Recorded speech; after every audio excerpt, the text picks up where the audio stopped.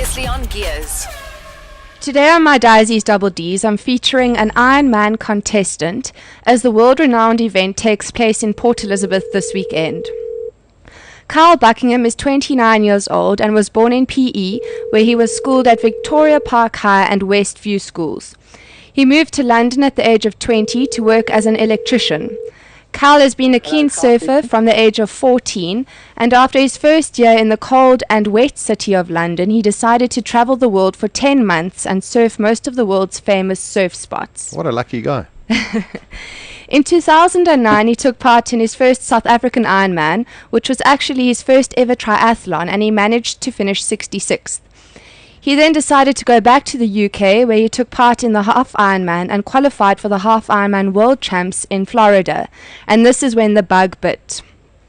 In 2010, he finished 17th in the South African Ironman and knocked off 1 hour and 5 minutes from his previous year. Sheesh. And in 2011, competed in the Regensburg Ironman in Germany, where he finished 7th overall, qualifying him for the Ironman World Champs in Hawaii 2011.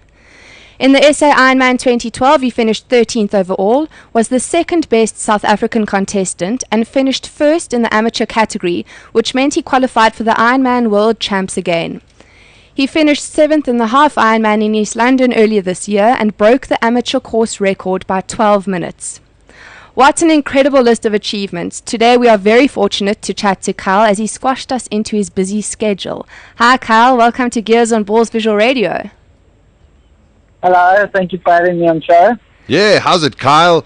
Listen, I've got a picture of you. I've got a picture of you here on our screen where you spraying looks like a sponge into your face somewhere. Yes, yeah. Yeah. Now, don't take this the wrong. In 2010. Okay, don't take this the wrong way, but Maz thought you were wearing an SMN outfit, and then it does kind of look like that. It does kind of look like that. Kyle, listen, an incredible CV that you have already. I mean, this is you're really a guy who wants to go out there and experience so many different things. It's amazing. Yes, yeah, definitely want to become a professional athlete. But yeah, just starting off, and I started off about 4 years ago. So at the moment, everything's just come together so nicely. I mean, I've worked hard, but yeah, can't wait. Kyle, what Can't wait for the future. sparked your interest in this sport, considering that you never started at a young age? Yeah, I mean, I never had an endurance background. I only started running and cycling at the age of 24. So it was a very late start. I started about 4 years ago. I was living with a housemate. He was training for the Ironman in London, and I thought, wow, this really looks kind of cool to get out on the bike and cycle 180 kilometers down to Brighton and back on the weekends, and 20-kilometer run off the bike. So I don't know what intrigued me to do that, but I just bought a bike and I started training. I got a training program off the internet, and I just started training in the wet and cold. But I mean, I think what got me into it was I came to watch the Ironman South Africa in 2008 and watched Reinhard Tissink, and just to see the South African crowd behind him on that day, where he was flying first most of the race. He came second that year, but it was incredible just to watch the South African behind him. That's what gave me the bug of it as well. And Reinhard Tissink is actually now training you. What's it like having an idol like that, or an idol of yours training you? Yeah, no, that's absolutely incredible. Yes, I got sponsored by Philosophy Sports Labs, who sponsor Reinhard Tissink, and Reinhard sets out training programs from beginner to elite. Natalie Tissink, his wife, does the swim coaching analysis at Velocity Sports Labs. But just having Reinhard as an idol, I mean, the guys worked so hard from such a young age, traveling to America, sleeping in his bike bag, sleeping in a tent, and I mean, just to get words of wisdom and what he's been through in Ironman is incredible. I mean, I haven't even touched the surface of what the pain he's been through, but maybe one day I'll get there. I think you've gone through a lot of pain just to do this damn bloody Iron Man thing. Listen. Yeah. I'm No, gonna. it's not fun, especially the last lap of the run. I can imagine. I'm just going to say something a little bit stupid here. Looking at this picture, you can tell he's Iron Man. Because hair doesn't grow on steel.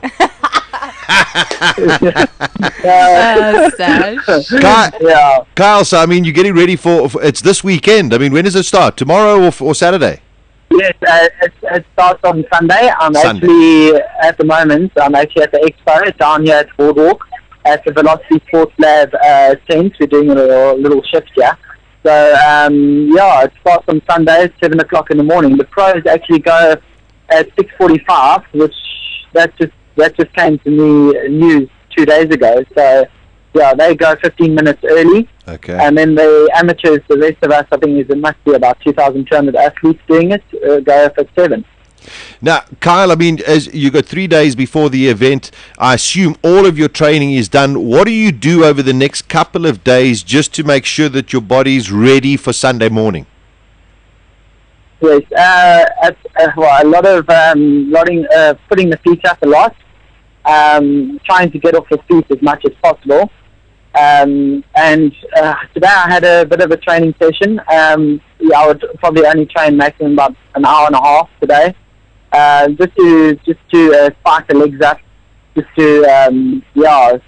did an open water swim. It's very, very light. Everything's very light at the moment, and probably 2 days off. So I had Tuesday off and I have tomorrow off training, and then Saturday I do train probably about an hour in the morning early, just to put on like my racing kits and make sure everything's ready for the race. I tell you, mentally, this has got to be one of the biggest challenges you've ever done in your life. Yes, no, it definitely is. Kyle, you mentioned that the professionals go off 15 minutes earlier. What is the difference? You're still an amateur. What is the difference between being a professional and an amateur in the sport? Okay, amateur. I was planning on turning professional this year. Reynard said it wouldn't be a good idea to turn professional this year. He wants me to go back to Hawaii and come at least top 3 in my age group. I came 7th last year, but it's such a fine line when people are just coming in minutes after each other in your age group. So, I mean, I lost third place. I lost by 4 minutes. Wow. And also in the professional field, it's a point system now. So you have to get so many points to qualify for the World Championships in Kona. So you have to be on top of your game if you want to be at the highest in Kona. If you want to be at the highest level. Okay. So now your objective for Sunday, I'm assuming, Kyle, is to go and win. I can't put that pressure on myself, but no, I definitely want to become the first amateur to win the race. And I'm looking for a top 10. I came 13th last year, so top 10 would be nice, and would be nice for all my sponsors that are sponsoring me at the moment. But yeah, I'm just going to go out there and enjoy the race, take everything from the crowd, and just hope I feel good in all disciplines. So I've trained hard for it, so I'll just see what happens on the day. But I'm looking, I've got a time in mind. But yeah, if the weather's bad, then you can't really, the time like thrown out the window basically. Is there a discipline where you have a strength advantage, or are you pretty well balanced between the run, swim and cycle? Okay, when I started in 2009, my first ever triathlon, I came out the water in the swim in 52 minutes, which is pretty good. I think I came 17th out the water. I got a swimming background from my surfing, so I was quite a strong swimmer. But at the moment, I'm feeling really good in all disciplines. I've worked on my running a lot, so I'm hoping to save some energy on the bike and rather give it everything on the run, and not go too hard and burn too many matches on the bike. I often think to myself, I mean, I don't know how you guys do these distances. Do you, when you swim first, do you spare certain parts of your body? Like, for instance, do you use more arms while swimming to try and spare your legs for the cycle and run? Or is it just a full body workout? Okay, yeah, I'd say the first 300, 400 meters, it's so intense. I mean, you use everything. You're kicking, people are climbing on top of you, hitting you. So you want to try and get to the front. If you're a strong swimmer, then you start at the front. That's what's been advised by the race organisers here.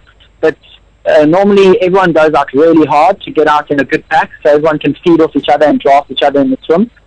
But after about 400, 500 meters, I mean, I kind of slow down the kicking. I don't kick that much. I'm use more power in my arms.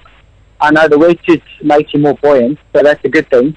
But I don't kick too much. I only kick towards the end of the last lap, just to warm the legs up for the bike.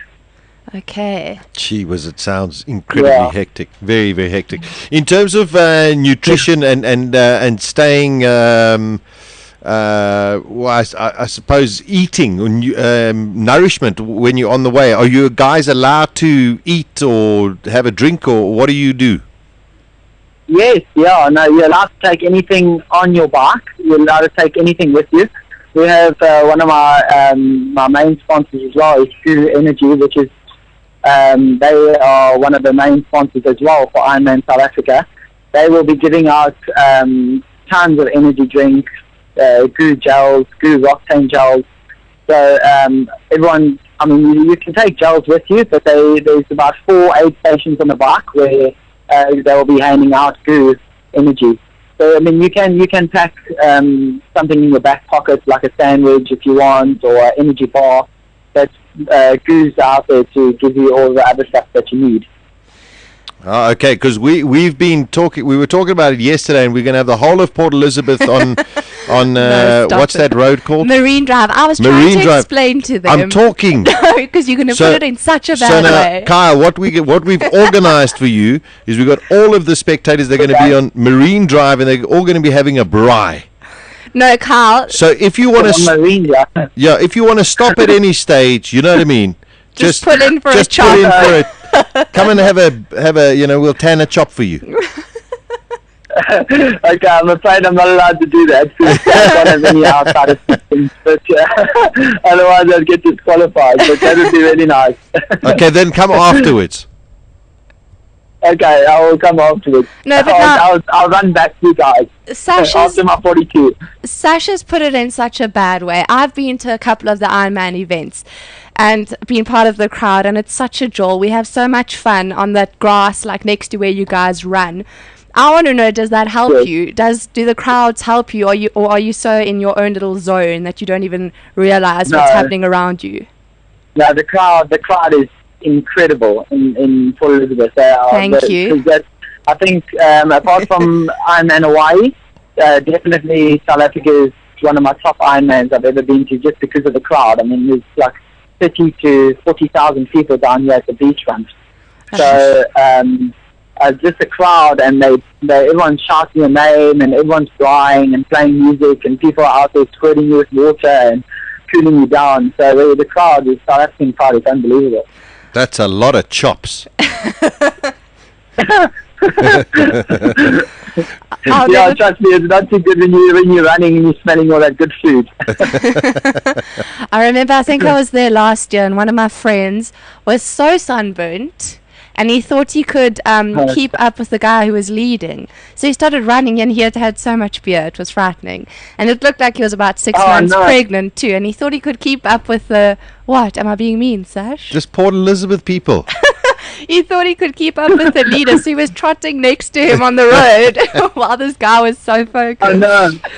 Oh, my goodness. Oh, brilliant. I just want to finish off, sorry, one more thing. It's obviously very expensive traveling around the world to participate in these events. You've mentioned 2 of your sponsors. Is there anyone else you'd like to mention? Yes, Velocity Sports Lab is and Access House are my main sponsors. They're based in Gauteng in Cape Town. They're owned by the same person in Gauteng. And then BTS are a company in Pretoria. They also support me a lot. And then Goo and 2XU. They 2XU is for triathlon clothing and wetsuits and everything. But yeah, Velocity has just made my dream come true from August last year, and I can travel the world and race all around the world. So, yeah, I'm looking forward to trying to stay with them. Awesome. Brilliant, Kyle. Well, listen, it's great to catch up with you, and let's hope we catch up with you maybe on Monday with a victory or a podium at least. Yes, that'll be great. Good Thank you luck. so much for having me on the show. It's a pleasure. We wish you all of the best, Kyle. Thanks very much. Thank you very much. Okay. Okay, Bye. bye-bye. Weekdays from 12 to 2 p.m. Central African Time. Beautiful. Gearz with Sasha Martinengo on balls.co.za.